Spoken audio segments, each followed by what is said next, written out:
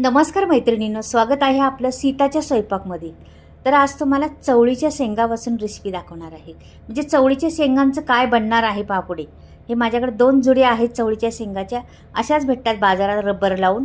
तुम्हाला माहीतच आहे 2 कलर असतो भाज्यांचा. ह्या एक हिरवीगार असते आणि एक जराशी पोपटीसारखी असते.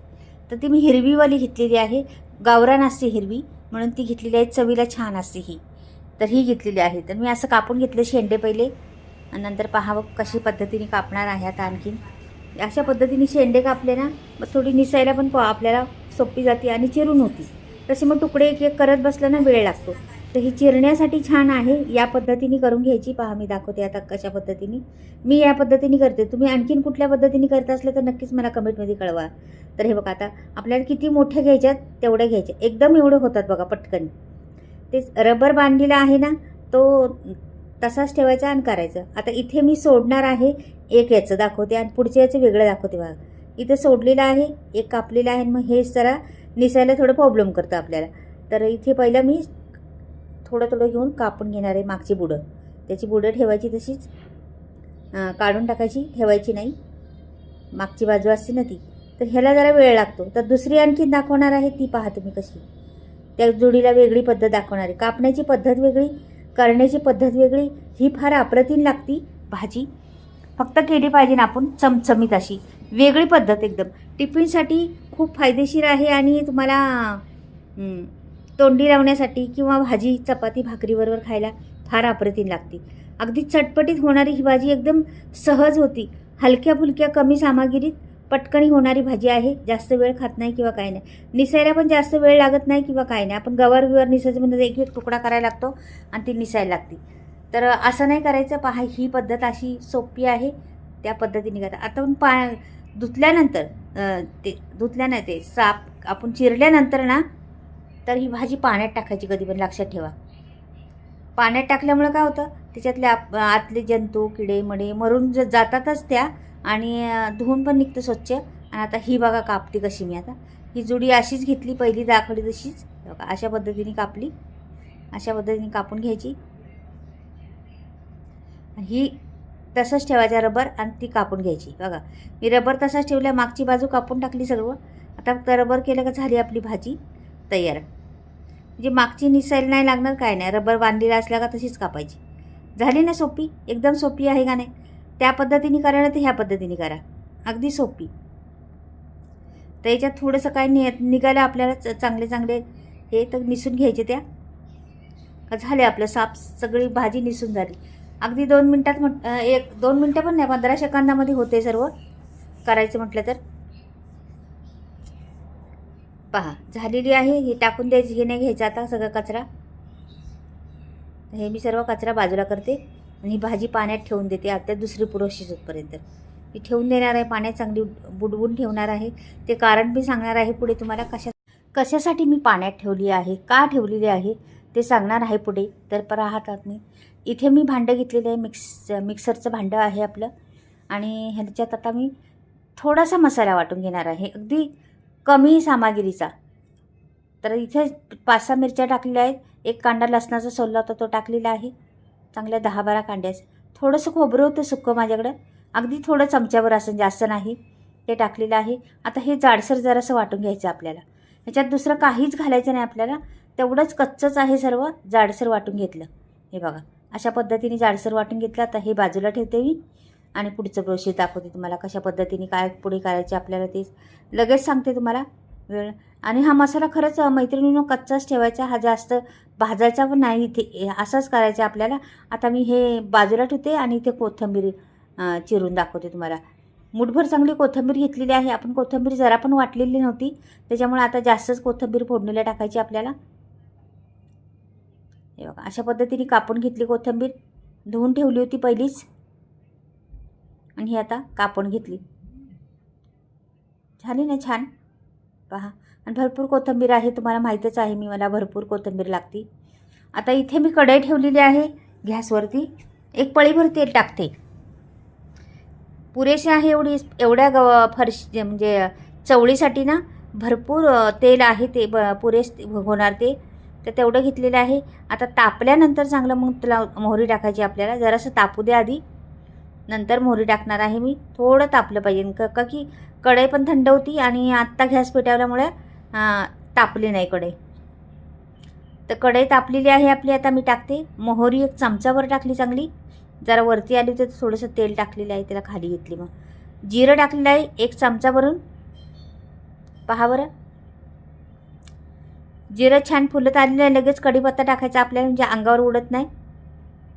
फोडणी आणि कोथिंबीर चांगली मुठभर ती पण सोडून दिलेली आहे. आता ह्याला छान असं मिक्स करून घ्यायचं. पहिलं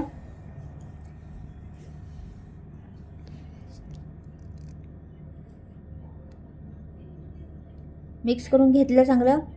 आता टाकायचे आपल्याला तो मसाला. पहिले आपलं हळद वगैरे टाकूया. अर्धा चमचा मी हळद टाकलेली आहे. बघा, दुसरं काय, आणि थोडंसं हिंग टाकायचं. ह्या रेसिपीला थोडं हिंग चुटकीभर टाकला ना छान स्वाद येतो. थोडासा हिंग टाकलेला आहे. आणि मग तो मसाला आहे ना वाटलेला, आपण खोबरं आणि मिरच्या लसूण एवढंच वाटलं होतं आपण. आलं पण नाही घालायचं याला. तर हे एवढं घेतलेलं आहे आणि ह्याला परतून घ्यायचं जरा, का कच्चंच होतं ना सर्व. ह्याला चांगलं तेल सुटेपर्यंत मसाला परतून घ्यायचा आपल्याला. चांगला मिनिटभर हलवायला पाहिजे.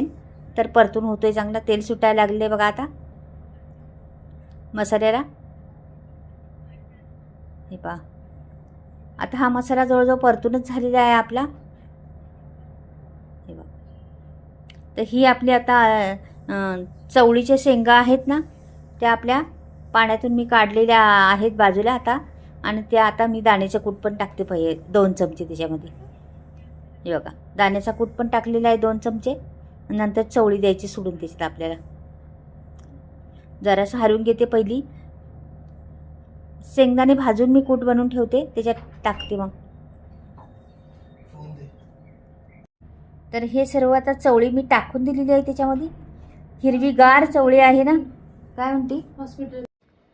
तर आता सर्वीकडून मी हलवून घेते व्यवस्थिशीर, मस्त मिक्स करून घेते. नंतर मग आता ह्याच्यात आपल्याला अजून मीठ टाकायचे. पहिलं मिक्स करून घेते व्यवस्थिशीर, नंतर मीठ टाकते. आता हा मसाला सगळीकडे लागला पाहिजे पहिला, का की पाणी आपल्याला त्याच्यात थोडंच घालायचं. आता किती पाणी घालणार आहे मी पहा, नंतर तुम्हाला दाखवतेच. आता हे मिक्स झाल्यानंतर पाणी किती घालायचे ते मेन आहे. हे कसं लगेच शिजणार आहे. ह्या का की कवळे आहेत, त्याच्यात दाण्या बिलकुल नाही अजून. थोडे थोडे दाणे आलेले आहेत बारीक बारीक, नाही तर पूर्ण कवळे आहेत एकदम. तर आता मी मीठ टाकते पहिलं. बघा, हे मीठ टाकून घेते सर्व. आपल्याला किती चवीप्रमाणे आळणी खाराट तुमच्यावर आहे मीठ टाकायचं ते मैत्रिणीनो. आणि खरंच ही रेसिपी एकदा बनवून पहा, खूप चटपटीत लागती आणि अगदी सहज होणारी, हलकी फुलकी म्हणतात ना, पटकनी होणारी. आणि टिफिनसाठी समजा, किंवा तोंडी लावण्यासाठी, किंवा चपातीबरोबर, भाकरीबरोबर, कशाबरोबरही खा. आणि अगदी चटपटीत होती.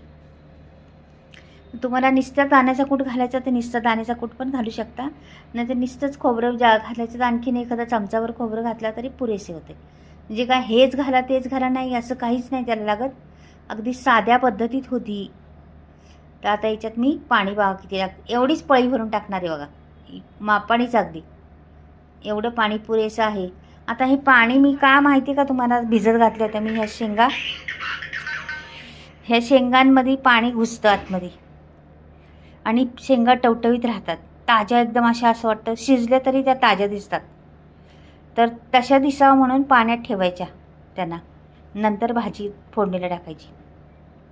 तर आता मी टाकलेली आहे सर्व. आणि आता बघा, एक 2-3 मिनटं बारीक गॅस करून ठेवणार आहे. हे बघा, 2-3 मिनटं झालेली आहे. शेंगा आपल्या झालेल्या आहे. हिरव्यागार शेंगा तशाच्या तशा राहिल्या आहेत. रंग बदलला नाही त्याचा किंवा काहीच नाही. मसाला फक्त मिक्स झालेला आहे. ह्या शिजलेल्या आहेत.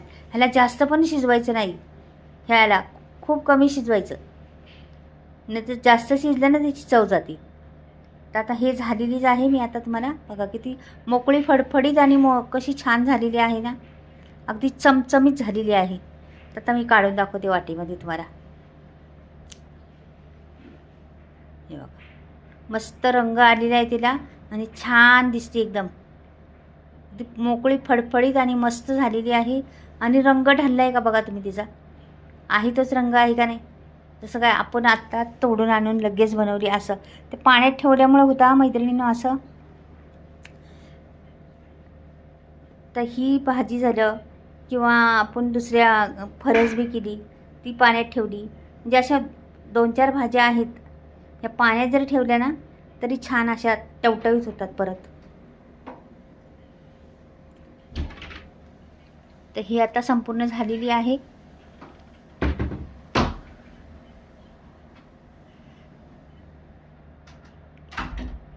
किती छान दिसते ना.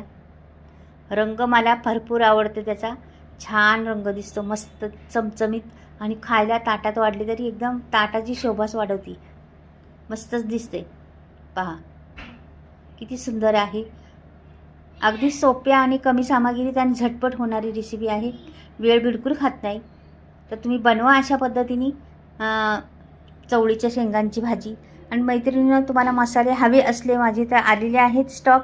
तुम्हाला घ्यायचा असला तर नक्कीच स्क्रीनवरती नंबर दिलेला आहे. ह्या बिना केमिकलचे मसाले आहेत, चुलीवर भाजलेले सर्वच काही बरेच मसाले आहेत. आणि मसाले घ्यायचे तर घ्या, पण माझी ही चवळीच्या शेंगाची भाजी कशी झाली ती नक्कीच कळवा कमेंटमध्ये. बाय.